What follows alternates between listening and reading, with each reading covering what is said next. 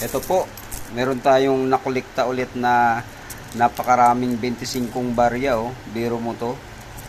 Na kung itatago mo lang to, malilipasan lang ng panahon at hindi na mapapakinabangan. Kaya maraming salamat sa butihing kalooban ng isang kapwa natin na nagbigay nito. Ayan, at ito pa isa na ibigay din sa akin kanina ng kaibigan kong isa. At maraming salamat po sa kanila.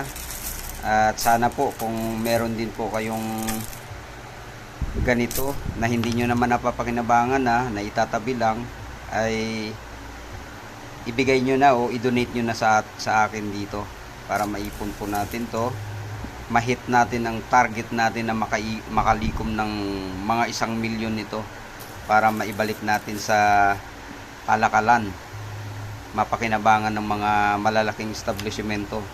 Kasi napakahirap ngayon ng ganitong barya dahil parang pinagwawalang bahala na lang to ng mga tao. Makikita mo lang to sa mga tabi-tabi, sa mga kalsada, hindi na pinapansin.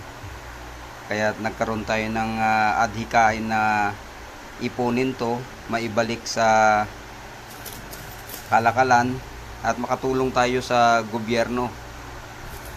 Siyempre po, maging sa kapwa-tao natin, pag nakalikom tayo ng marami nito, mapapakinabangan po natin to. So, maraming salamat, at sana meron po kayong mga ganito maipagkakaloob din po sa atin.